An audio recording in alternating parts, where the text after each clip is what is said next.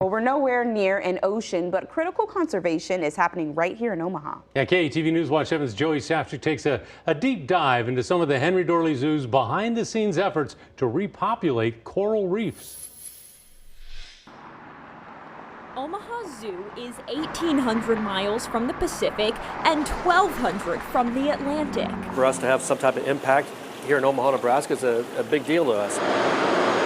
But in the depths of the Scott Aquarium, in the middle of the heartland, It's just a conservation project. Mitch Carl is rescuing coral from the Florida Reef Tract. Just a natural fit for us to be part of this project. It may seem like an unnatural place to find a landlocked coral lover. To collaborate with your fellow coral nerds of how to do this, what they need, and working together to make this happen has been great. Corals off the coast of the Keys are facing a deadly threat. Stony coral disease affects 25 coral species in Florida and has a 90% mortality rate. They are the foundation of the reef. So without these corals, you have no reef. That's why so much thought goes into protecting these brainless animals. I love corals and I'm the boss. I can make other people love corals too.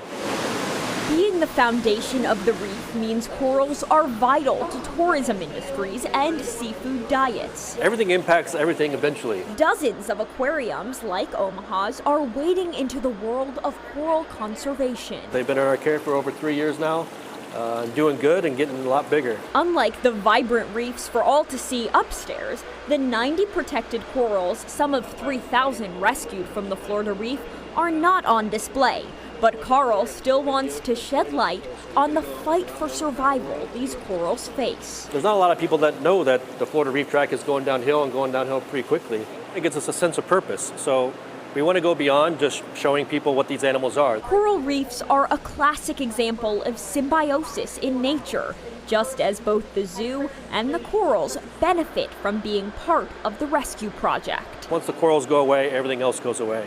So that's what we're trying to preserve, is that natural environment where these animals thrive. Right now, the aim is to keep these corals alive while researching critical questions. Why did the corals get the disease? Were they stressed out because of pollution? Were they stressed out because of bleaching or climate change? But soon, the plan is to breed and place spawn back in the wild. Little projects like this give me that hope of knowing that there's other people like me out there that want to do good for the corals. Repopulating reefs, working to keep coral-killing disease at bay. Joey Safchik, KETV, News Watch 7.